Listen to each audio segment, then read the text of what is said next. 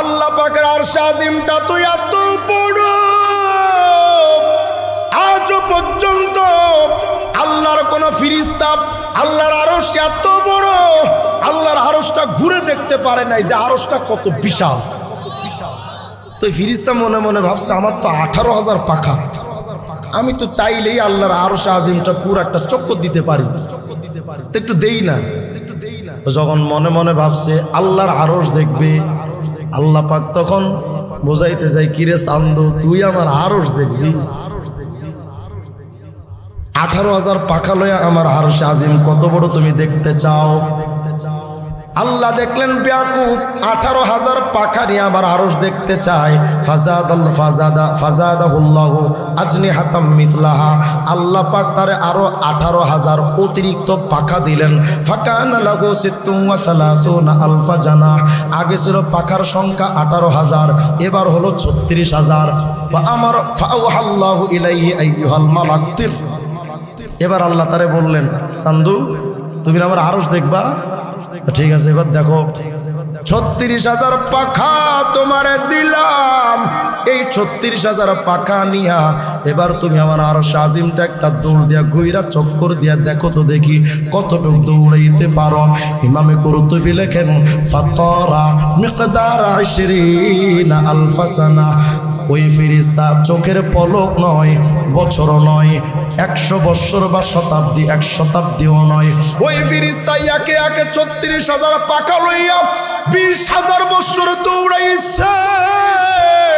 আল্লাহর আরশ আজিম পুরাটা তো দেখা দূরের কথা, লাম ইয়াবলুগ রাসা কাইমাতিন মিন কাওয়াইমিল আরশ, আল্লাহর আরশ আজিমটা এত বড় 20,000 বৎসর পর্যন্ত দৌড়াইলো, কিন্তু আরশ আজিমের একটা খুঁটির গোড়া থেকে আগা পর্যন্ত পৌঁছাতে পারে নাই। কত বড় আরশ, মোটামুটি জামালপুরের এমপি টাকলা মোরাদের এরিয়ার চাইতে তো ছোট। কত হয়, কত বড় বোকা, আল্লাহর নাম লিখতে চায় না সংবিধানে। এবার ফাজাদাল্লাহু আসফিল আজরিহাতি ওয়াল কুওয়া, আল্লাহ তাআলা আরো শক্তি দিলেন, আরো ডানা দিলেন। আমার আল্লাহু আইয়াতির, এবার বললেন এই চান্দু এবার দৌড়া। 20,000 বৎসর দৌড়াইলে 36,000 পাখা নিয়ে কুল কিনারা খুঁজা পাইলি না, তো লতরে আরো পাখা দিলাম, আরো শক্তি দিলাম, তুই এবার দৌড়া। ফাতারা মিকদারা 30 আলফা সানাতিন উখরা, এবার আরো 30,000 বছর অতিরিক্ত দৌড়াইলো। আগে দৌড়াইলো 20,000 বৎসর, এবার দৌড়াইলো 30,000 বৎসর। ফালাম ইয়াসিল আইদান, এবারও পৌঁছাতে পারলো না। এরপরে আল্লাহ পাক তারে বললেন এই ফেরেশতা লাউ তিরিতা ইলা নাফখিস সূর, এরে ফেরেশতা 50,000 বৎসর দৌড়াইছো, কোন কুল কিনারা তো খুঁজা পাও নাই। শোনো রে ফেরেশতা, শুধু 50,000 বৎসর না, কিয়ামত পর্যন্ত যদি তুমি দৌড়াও লাম তাবলুগু সাকা আরশি, আমি আল্লাহ এত বড় আরশ বানাইলাম, কিয়ামত পর্যন্ত দৌড়াইয়াও 36,000 50,000 পাখা নিয়া আমার আরশে আজিমের গোড়া পর্যন্ত তুই পৌঁছাতে পারবি না। তখন ওই ফেরেশতা একটা তাসবিহ পড়েছিলেন, ওটাই আমার মূল আলোচ্য বিষয়। ওই সময় ফেরেশতা পড়েছিলেন সুবহানা রাব্বিয়াল আ'লা। পারেন না আপনারা? কোন সময় পড়তে হয়? কথা কয় না, বলেন তো কি, আবার বলেন, আবার বলেন। এই যে সুবহানা রাব্বিয়াল আ'লা, আমি শুধু এই জিনিসটা বিশেষ করে বোঝাতে চাই। জবান দিয়া পড়লেন জয় বাংলা, আরেকজন পড়লো সুবহানা রাব্বিয়াল আ'লা। আমি বোঝাতে চাই তুমি আজকে থেকে নিবা কোনটা। তাফসীর রুহুল মানির মধ্যে খণ্ড নাম্বার 10 পৃষ্ঠা 410 মধ্যে বর্ণনা। আল্লাহর নবী একদিন জিজ্ঞেস করেন জিবরাইল রে, আখবির আন সাওয়াবি মান ক্বালা সুবহানা রাব্বিয়াল আলা ফি সুজুদিহি ওয়া ফি গায়রি সুজুদিহি। জিবরাইল রে, আমার কোন উম্মত যদি জবানটা দিয়া শুধু একটা বার পড়ে সুবহানা রাব্বিয়াল আলা, জিবরাইল রে, চাই সে সিজদার মধ্যে পড়ুক অথবা সিজদার বাহিরে পড়ুক, যেভাবেই পড়ুক না কেন, জিবরাইল রে, আমার কোন উম্মত যদি একবার সুবহানা রাব্বিয়াল আলা কয়, তো বলো না জিবরাইল, আমার ওই উম্মতের আমলনামায় কত নেকি হয়। আগে যে ভূমিকাটা জেনেছিলাম এখন আপনাদের বুঝতে সুবিধা হবে। আল্লাহ রাব্বুল আলামিনের ফেরেশতা জিবরাইল বলেন, ইয়া রাসূলুল্লাহ, মা মিন মুমিনিন ওয়ালা মুমিনা ইয়াকুলুহা ফি সুজুদিহি ওয়া ফি গায়রি সুজুদিহি। ওগো আল্লাহর নবী, আপনার কোন উম্মত যদি জবানটা দিয়া শুধু একটা বার পড়ে সুবহানা রাব্বিয়াল আলা, একটা বার যদি পড়ে, চাই সে সিজদার মধ্যে পড়ুক অথবা সিজদার বাহিরে পড়ুক, নবী গো কত নেকি হয় জানেন? ইল্লা কানাত লাহু ফি মিজানিহি আসকালু মিনাল আরশ ওয়াল কুরসি ওয়া জিবালিদ দুনিয়া। ওগো নবী, পৃথিবীর সকল পাহাড়গুলো একত্রিত কইরা যদি মিজানের একটা পাল্লার মধ্যে যদি রাখা হয় গো নবী, সাত তবক জমিন আসমান দিলে যে কুরসির সামনে সাতটা কয়েনের মতো লাগে, ওই বিরাট বড় কুরসিটা ধইরাও যদি মিজানের ওই নেকির পাল্লাই রাখা হয়, নবী গো শুধু তাই নয়, আল্লাহর বিরাট আরশে আজিমটাকে ধইরা যদি ওই মিজানের পাল্লাটায় রাখা হয়, এক মিজানের পাল্লাই আল্লাহর কুরসি, আল্লাহর আরশ, পৃথিবীর সকল পাহাড় একটা মিজানের পাল্লায়, নবী গো। আর একবার যদি কোনো ব্যক্তি পড়ে সুবহান রাব্বিয়াল আলা, এই নেকিটা যদি ধইরা মিজানের আরেকটা পাল্লায় রাখা হয়, ওগো আল্লাহর নবী, মিজানের পাল্লাটা নিয়া পৃথিবীর পাহাড় পর্বত কুরসি আর আরশ আজিম নিয়া মিজানের পাল্লাটা হালকা হয়ে যাবে। একবার সুবহানা রাব্বিয়াল আলা পড়ার নেকির পাল্লাটা ভারী। জয় বাংলা না সুবহানা রাব্বিয়াল আলা? বলেন বলেন বলেন, জয় বাংলা না সুবহানা রাব্বিয়াল আলা? লস হলো না লাভ? দুনিয়ার মানুষ একবার বিড়ি টান দিতে কত সময় লাগে, আর একবার সুবহানা রাব্বিয়াল আলা পড়লে কত সময় লাগে? যারা খাঁটি বিড়িখোর এমন টান দেয় চাপা চুপা ভাঙ্গা ফিরে হিরো আলম হয়ে, হ্যাঁ না? যতক্ষণ একটা বিড়িতে টান দেওয়া যায় এর মধ্যে দুইবার সুবহানা রাব্বিয়াল আলা পড়া যায়, কত হয়? তাহলে বলেন তো, বিড়ি না জিকির? কত হয় না? জয় বাংলা না জিকির? গীবত না জিকির?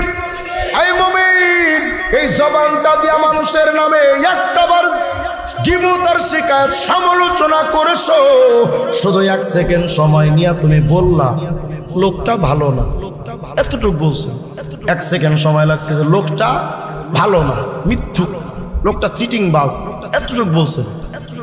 একটা কবিরা গুনাহ বিনিময় ৭,০০০ বছর জাহান্নাম, ৭,০০০ বছর। এক বেচারা জবান দিয়া গীবত করলে এক সেকেন্ড সময় নিয়া, আর একজন মুরব্বী মানুষ মসজিদের মধ্যে ঢুকে তসবির দানা নিয়ে পড়ে সুবহানা রাব্বিয়াল আলা। বলেন তো মুমিন, গীবতকারী ধনবান নাকি জিকিরকারী? হুজুর, হে যদি খারাপ কাজ করতে পারে আমি কইতে পারবো না, হে করলে দোষ নাই, আমি কইলে দোষ? হ্যাঁ, আপনি কইলেও দোষ। কোন মুসলমানের দোষ বলা এটাও দোষ, এত সহজ ব্যাপার না। সে দোষ করেছে এটা বলাই তো গীবত। যদি সে দোষ না করতো সেটা তো গীবত হতো না, অপবাদ। কথা বুঝেন না? আমার দোষ করেছে এটাই তার অগোচরে বলা গীবত। আর দোষ যদি না করতো, তার নামে মিথ্যা কোনো কথা যদি আপনি চালাতেন, সেটা গীবত নয়, অপবাদ। দুটোই কবিরা গুনাহ। জবান দিয়ে একবার আপনি জিকির করলেন, কত লাভ। মায়ার নবী যেই দিন মেরাজে যান, মায়ার নবী তাকায় দেখেন, নবী বলেন মারারতু বিকওমিন লাহুম আযফারুম মিন নুহাস, আমি একটা জাতি সম্প্রদায়ের পাশ দিয়ে যাচ্ছিলাম, তাকায় দেখি তাদের হাতের মধ্যে বিরাট বিরাট বড় বড় নখ, আগুনের জাহান্নামের লোহার আগুনের নখ। এই নখগুলো দিয়া ইয়াখমিশুনা উজুহাহুম ওয়া সুদুরাহুম, এই নখগুলো দিয়া তারা মুখের মধ্যে এভাবে খামচা গোশত রক্ত আলাদা করে ফেলছে। তারা বুকের মধ্যে এমনভাবে খামচায়া গোশত মাংসগুলো সব আলাদা করে টুকরো টুকরো করে ফেলছে। আর এক বর্ণনায় আসছে ইয়াকুলুনাল জিব, মরা পশুর গোশত তারা ছিঁড়ে ছিঁড়ে খাচ্ছে। আমি জিজ্ঞেস করলাম জিবরাইল রে, মান হাউলা ইয়া জিবরাইল, এই লোকগুলো কারা যাদের কেমন কঠিন ভাবে শাস্তি দেওয়া হয়? আল্লাহর নবী বলেন, হযরত জিবরাইল বলেন ইয়া রাসূলুল্লাহ, নবী গো, হাউলাই আল্লাযীনা ইয়াকুলুনা লুহুমান নাস ওয়া ইয়াকুনা ফি আরাদিহিম, নবী এই লোকগুলো হলো তারা দুনিয়াতে মানুষের নিয়ে গীবত শিকায়ত করতে যারা। তাহলে বলেন গীবত না জিকির? বলেন বলেন গীবত না জিকির? বলবেন হুজুর আমার জবানে তো জিকির চালু হয় না, হবে কেমনে? গীবত তো বন্ধ হয় না, জবানে জিকির চালু হয় না, হবে কেমনে? বিড়ি সিগারেট তো বন্ধ হয় না, জিকির তো চালু হয় না, হবে কেমনে? জবানে তো মিথ্যা জারি হয়ে গেছে, বন্ধ হয় না। এই জবান দিয়া যতদিন হারাম অবৈধ কোন জিনিস এই জবান দিয়া চলবে, আল্লাহর পবিত্র নাম চালু হবে না। একবার জিকির তো বলতেছিলাম সুবহান রাব্বিয়াল আলা, একটা বার যদি কেউ কয়, হযরত জিবরাইল বলেন ইয়া রাসূলুল্লাহ, মিজানের নেকির পাল্লাটা ভারী হবে, আর আরশ কুরসি দুনিয়ার পাহাড় নিয়ে পাল্লাটা উপরে উঠে যাবে। শুধু তাই নয়, আরো সওয়াব আছে, আরো প্রতিদান আছে। সুবহানাল্লাহ বলেন না? কি প্রতিদান? নেতার পেছনে আপনি বলে উঠলেন আমার নেতার চরিত্র ফুলের মতো পবিত্র, সারাদিন জপলেন, নিজের পকেটের টাকা খরচ করে সময় ব্যয় কইরা নেতারে এমপি বানায়া জাতীয় সংসদ ভবনে পাঠালেন, সংসদ সদস্য বানায়া সাংসদ বানালেন। তো নেতা যখন সংসদে দাঁড়ায় বক্তব্য দিবে, মাননীয় স্পিকার, ওই রংপুরে তুমি যে তার পেছনে সারা জীবন চামচামি করেছো, এমপি সাহেব তার সংসদ ভবনে গিয়া কিন্তু তোমার নাম নিয়ে বলবে না যে মাননীয় স্পিকার, রংপুরে আমার এক বন্ধু আছে আমার জন্য এই কাজ করেছে, আমার একজন চামচা আছে এই কাজ করেছে। কেন কই না? কারণ সংসদ ভবন একটা গুরুত্বপূর্ণ জায়গা, প্রতি মিনিটে মিনিটে যেখানে লক্ষ লক্ষ টাকা খরচের ব্যাপার, সেখানে আলতু ফালতু কথা বলা যায় না। তোমার নাম নিয়ে কোনো এমপি মন্ত্রী কথা বলবে না। কিন্তু আল্লাহর ফেরেশতা জিবরাইল বলেন, নবী গো, আপনার উম্মত যদি জবানটা দিয়া শুধু একটা বার পড়ে সুবহান রাব্বিয়াল আলা, আল্লাহ পাক ওই বান্দার ব্যাপারে কি করেন জানেন? সমস্ত ফেরেশতাদেরকে ডাক দিয়া আল্লাহ এরকম একটা মহা সমাবেশ বানান। রাস্তাগণ সুবহানাল্লাহ, মহাসমাবেশ বানায়া আল্লাহ বলেন, এই ফেরেশতারা রে, ওই যে রংপুর শহরে দেখো রিজওয়ান রফিকে বয়ান করে, ওখানে আমার একটা বান্দা বৈশা বলে সুবহান রাব্বিয়াল আলা। ফেরেশতারা দেখো ওই বান্দা তো আমার রাজত্বের ইতিহাস তো দেখে নাই, কিন্তু আমার বান্দা আরবিতে কয় সুবহান রাব্বিয়াল আলা, যার মানে আল্লাহ সবার ঊর্ধ্বে, সবার থেকে বড়, আল্লাহর উপরে কিছু নাই।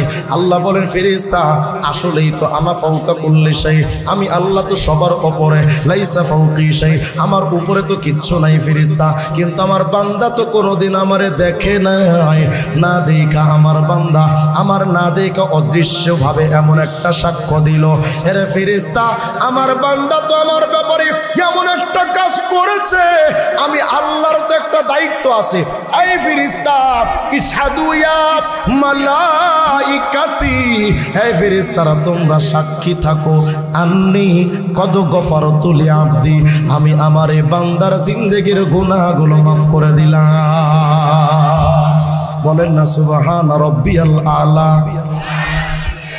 আবার বলেন, আবার বলেন, বলেন তো লস না লাভ? লস না লাভ? মাহফিলে যে আসছেন লস না লাভ?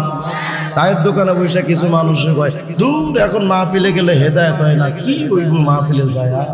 তোর কপালে হেদায়েত হবে কেমনে? আকিস বিড়ির পাশাটাই না কুল পাস না, তোর কপালে হেদায়েত নেই। এই যে একবার সুবহানা রাব্বিয়াল আলা পড়েন, লস না লাভ? বলেন বলেন, লস না লাভ? বলেন সুবহানা রাব্বিয়াল আলা। এখানেই কিন্তু ফজিলত শেষ হয় নাই, আরো আছে। আল্লাহু আকবার বলেন না? কিয়ামতের ময়দানটা তো বড় কঠিন।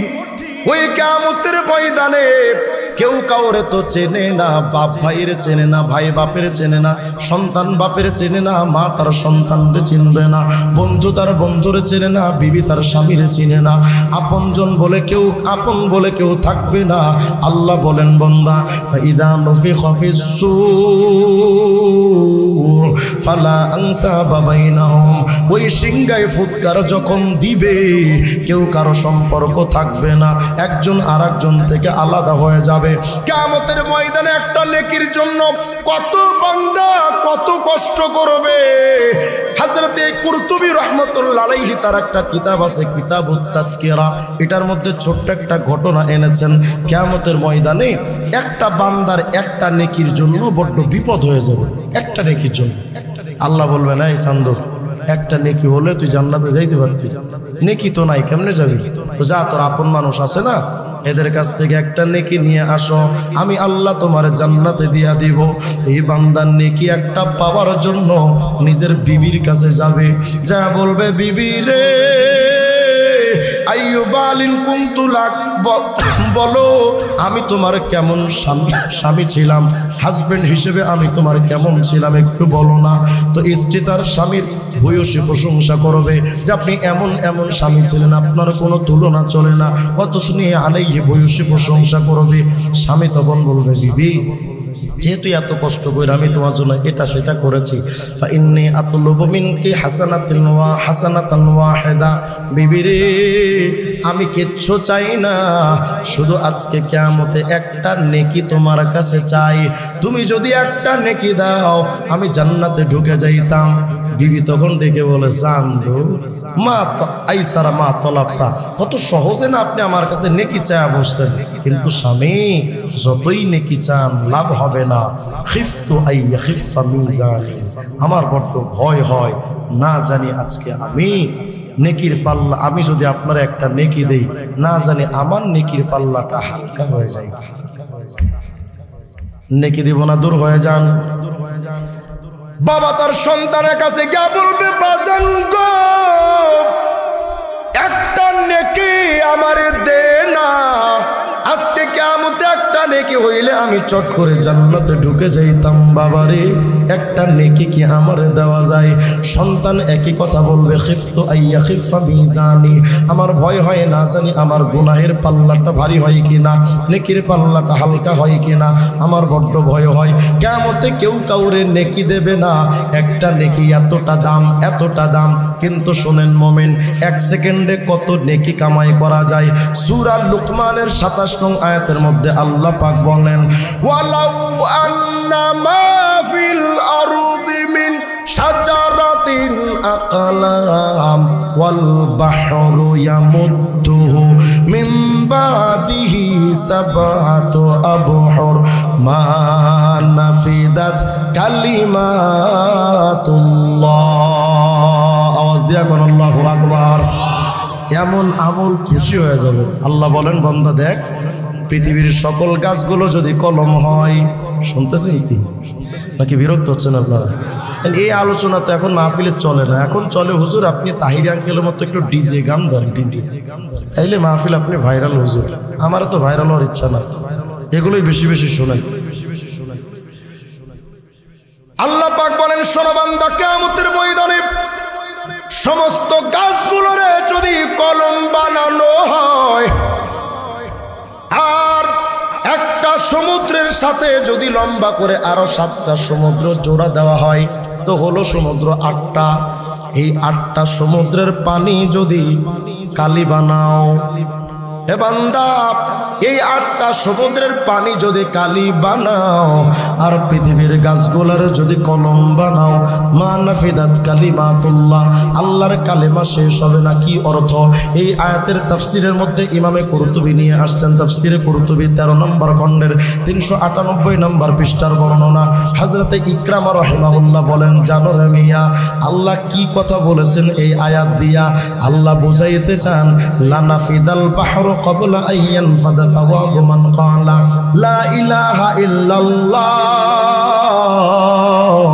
আল্লাহর কোন বান্দা যদি জবানটা দিয়া 1 সেকেন্ড সময় নিয়া শুধু একটা বার লা ইলাহা ইল্লাল্লাহ বলেন না, লা ইলাহা ইল্লাল্লাহ, এই জিকিরটা যদি একটা বার কয়, আল্লাহ বুঝাইতে চান 8টা সমুদ্রের পানিরে কালি বানায়া আর পৃথিবীর গাছগুলারে কলম বানায়া, ওই কলম আর কালি দিয়া যদি একবার কালেমে তৈয়বা লা ইলাহা ইল্লাল্লাহ বলার নেকিটা যদি লিখতে শুরু কইরা দেয়, 8টা সমুদ্রের পানির কালি শেষ হয়ে যাবে, কিন্তু একবার কালেমে তৈয়বার জিকিরের নেকি লেখা শেষ হবে না। রাস্তে কোন আল্লাহু আকবার। তাহলে বলেন জয় বাংলা না জিকির? বলেন বলেন জয় বাংলা না জিকির? জিকির হবে কার? না না, কিল্লা বাবা, আল্লাহ বাবা, মুর্শিদ মুর্শিদ যে করছে জপ, এগুলা বিনা দুধে দই পাতাইয়া খাইতাছে মাখো, এই জিকির চলে। ভণ্ডদের দরবারে তো শুধু বাবারই না জিকির, সারাদিন শুধু এ বাবা সে বাবা, এদের বাপের অভাব নাই কিন্তু মা নাই। হিন্দুদের মায়ের অভাব নাই, আর এই ভণ্ডদের বাপের অভাব নাই। কত গায়লা, এদের হারান না বাপ ওইটা, আর ওদের হারান না মা এইটা, মানে ওই হিন্দু আর এই মাজারি ওরা চোরে চোরে তালতো ভাই, ওদের কোনো বিভেদ না।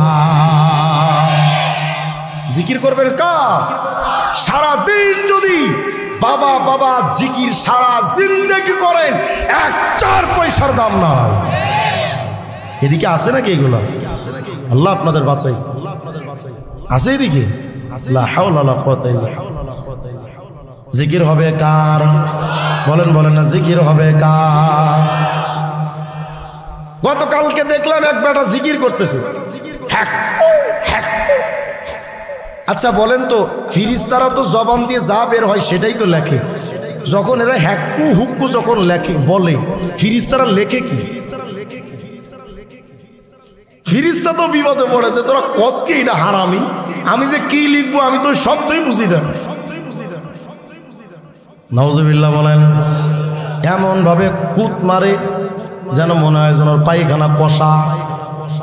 কত কয় লা হাওলা ওয়ালা কুওয়াতা ইল্লা বিল্লাহ। হ্যাক্কু হ্যাক্কু এগুলো না, লা ইলাহা ইল্লাল্লাহ, লা ইলাহা ইল্লাল্লাহ, লা ইলাহা ইল্লাল্লাহ, লা ইলাহা ইল্লাল্লাহ, লা ইলাহা ইল্লাল্লাহ, লা ইলাহা ইল্লাল্লাহ। জিকির হবে কার? তাফসীরের রাজির মধ্যে খণ্ড 225 নম্বর পৃষ্ঠার বর্ণনা। ইমাম রাজি বলেন, শুনো, সারাদিন বসে যে গীবত করেছো, সারাদিন বসে যে জয় বাংলার স্লোগান দিলা, কি লাভ হলো তোমার? এই মুমিন শোনো, এই জবানটা দিয়া ছোট্ট একটা জিকির যদি করো, ইমাম রাজি বলেন শোনো, আলহামদুলিল্লাহ সামানিয়াত আহরুফ, আলহামদুলিল্লাহর মধ্যে হরফ হলো 8টা। বলেন কয়টা? আলিফ লাম হা মিম দাল, লাম লাম হা, বলেন তো কয়টা? ইমাম রাজি বলেন আলহামদুলিল্লাহর হরফ 8টা। ওয়া আবওয়াবুল জান্নাত জান্নাতি সামানিয়া, জান্নাতের দরজাও কিন্তু 8টা। সুবহানাল্লাহ গন্না। ইমাম রাজি বলেন শোনো এখনো শেষ হয় নাই। ফামান ক্বালা হাযিহি সামানিয়া আন সাফাই কলবিহি ইস্তাহাক্কা সামানিয়াতা আবওয়াবিল জান্নাহ। আল্লাহর কোন বান্দা যদি পরিষ্কার একটা অন্তর নিয়া ওই 8 হরফের আলহামদুলিল্লাহ একটা বার যদি কয়, জান্নাতের 8টা দরওয়াজা টাস টাস করে খুলে যায়। বলেন আলহামদুলিল্লাহ। আবার বলেন, আবার বলেন। লস না লাভ? বলবেন তো জিকির। জিকির হবে কার? আর একটা বর্ণনা শোনেন। কষ্ট হচ্ছে মনে হয় আপনাদের না? 1 ঘন্টা হয়ে গেছে, আরো চলবে? ভাষা সারা রাত পরে ঠাড়া পড়ে মরি যাবে নাকি?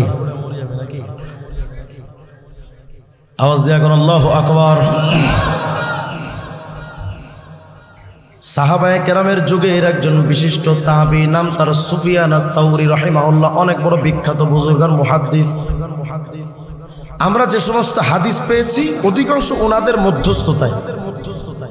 হযরত সুফিয়ান আত-তাওরী বলেন, বান্দারা শোনেন, বাইনামা আনা বিত-তাওয়াফ, আমি একদিন পবিত্র কাবা শরীফ তাওয়াফ করতেছিলাম। সুফিয়ান আত-তাওরী বলছেন, ইতরাআইতু রাজুলান, হঠাৎ আমি একটা যুবকের দিকে আমার চোখ পড়ে গেল, নজর পড়ে গেল। ওই যুবকের দিকে তাকা আমি বড় আশ্চর্য হইলাম। লা ইয়ারফাউ কদামা ওয়া লা ইয়াদাউ কদামা, তাকায় দেখলাম ওই যুবক জমিনে যে পা ফেলতেছে, তওয়াফের সময় যে হাঁটে, পাটা নামাই আর বলে আল্লাহুম্মা সাল্লি আলা মুহাম্মদ, পাটা একটু উঠাই আবার বলে আল্লাহুম্মা সাল্লি আলা মুহাম্মদ। যুবকের দিকে তাকায় দেখি প্রতিটা কদমে কদমে মাওলার জিকির বাদ দিয়া শুধু নবীর নামে দুরূদ শরীফ পড়ে, প্রতিটা কদমে কদমে আল্লাহর জিকির করে না, শুধু প্রতিটা কদমে আল্লাহুম্মা সাল্লি আলা মুহাম্মদ শুধু দুরূদ শরীফ পড়ে। হযরত সুফিয়ান আত-তাওরী বলেন, আমি ওই যুবকটার কাছে গেলাম, শুনতেছেন তো? আমি ওই যুবকটার কাছে গেলাম, গিয়া যুবকরে জিগাইলাম, যুবক এদিক তাকাও, তারাকতা তাসবিহা ওয়াত তাহলিল, তুমি তো সুবহানাল্লাহ পড়ো না, আলহামদুলিল্লাহ পড়ো না, আকবালতা বিসসালাতি আলা নবী সাল্লাল্লাহু আলাইহি ওয়াসাল্লাম, তাকায় দেখি তুমি তো শুধু দুরূদ শরীফ পড়ো, নবীর নামে দুরূদ শরীফ পড়ো। এই যুবক, আমি তোমার কাছে জানতে চাই তুমি যে এইটা পড়ো কারণটা কি? হাল ইনদাকা ফি হাদা মিন শাই, এর মধ্যে কোনো গোপন রহস্য আছে নাকি?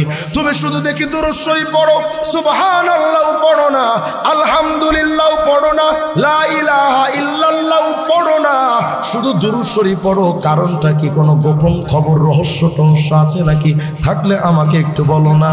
তো যুবক তো আল্লাহ বলা বুজুর্গ মুখলিস।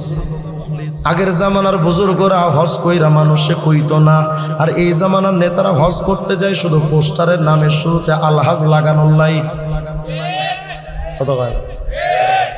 সামনে নির্বাচন, হাজি সাহেব লাগাইতে হবে, না এলে মানুষ বুঝবে না যে ও আগে লুচ্চা ছিল এখন ভালো হয়েছে, এটা বুঝবে না মানুষ, হাজি লাগায়।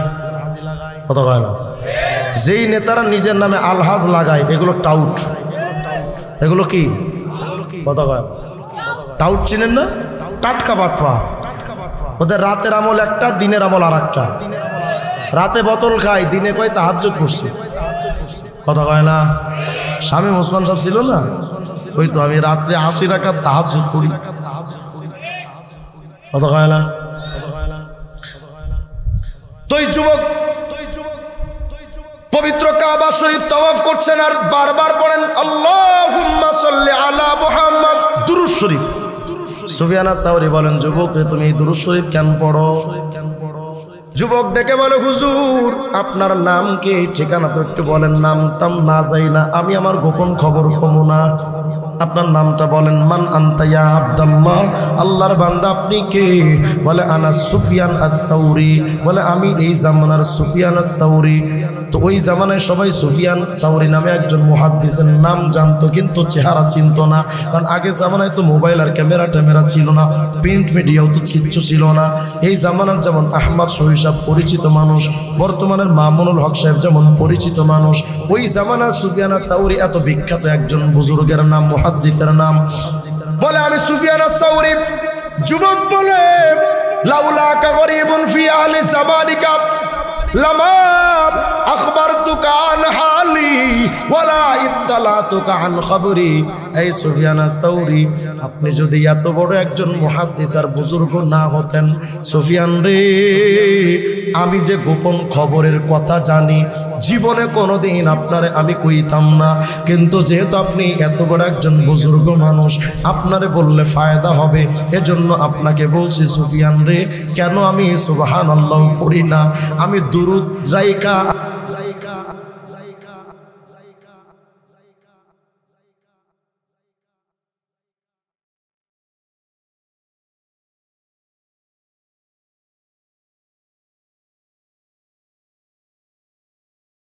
আমি অন্য কিছু পড়ার টাইম কেন পাই না জানেন গো সুফিয়ান? আমি আমার বাবা খরাজতু আনা ওয়া ওয়ালিদি হাজ্জাইনি ইলা বাইতুল্লাহিল হারাম, কোন একটা বছর আমি আমার বাবারে লইয়া হজ করতে, হজব্রত পালন করার জন্য মসজিদের হারামের দিকে আমি যাচ্ছিলাম। অনেক দূর থেকে আমি আর আমার বাবা রওনা হয়েছি। আগের জামানায় তো বিমান ছিল না, জাহাজও ছিল না, মানুষ পায়ে হেঁটে অনেকে যেত, ঘোড়ার উপরে হেঁটে শহর হয়ে যেত। আগের জামানায় তো আবাসিক হোটেলের ব্যবস্থা ছিল না, মেডিকেলের ব্যবস্থা ছিল না, ক্লিনিক ছিল না, অ্যাম্বুলেন্স ছিল না। সুফিয়ান রে, যখন আমি আমার বাবারে লইয়া হজে যখন যাচ্ছিলাম, হঠাৎ করে আমার বাবা ফামারিদা ওয়ালিদি, আমার বাবা অসুস্থ হয়ে পড়লেন। সুফিয়ান, আমার বাবা যখন অসুস্থ, হসপিটালে নেওয়ার তো কোনো কাইফিয়ত নাই, হসপিটালই তো নাই। তবে পাশে আমি একটা মরুভূমির মধ্যে একটা তাবু গাড়লাম। তাবু বুঝেন তো, রেডিমেড বাসা, একটা রেডিমেড বাসা বানাইলাম। এই বাসা বানাইয়া আমার বাবারে আমি ওই তাবুর মধ্যে ঢুকাইলাম। ঢুকায়া ফাকুমতু ইনদা রাসিহি লিউআলিজা, আমার বাবার মাথার কাছে আমি একটু দাঁড়াইলাম। কেন? মাথায় একটু তেল পানি দিয়া দিব, বাবার মাথার একটু টিপে দিব, অসুস্থ বাবাকে ট্রিটমেন্ট করব। এজন্য আমার বাবার মাথার কাছে আমি যখন দাঁড়াইয়া ট্রিটমেন্টের জন্য যখন প্রস্তুতি নিলাম, সুফিয়ান দুর্ভাগ্য, আমি তাকায়া দেখি ফামাতা ওয়ালিদি, আমার বাপ মারা গেছে।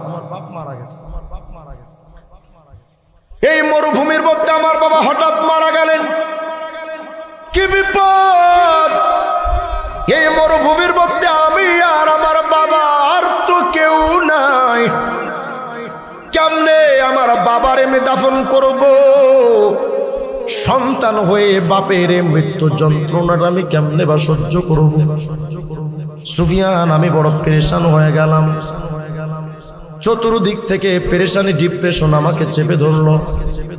আমি আমার বাবার লইয়া তাবুর মধ্যে, বাবা যখন মারা গেল, বাবাকে সুন্দর করে শোয়া তার মুখটাকে আমি এভাবে ঢেকে দিলাম, কারণ ওয়াসওয়াদ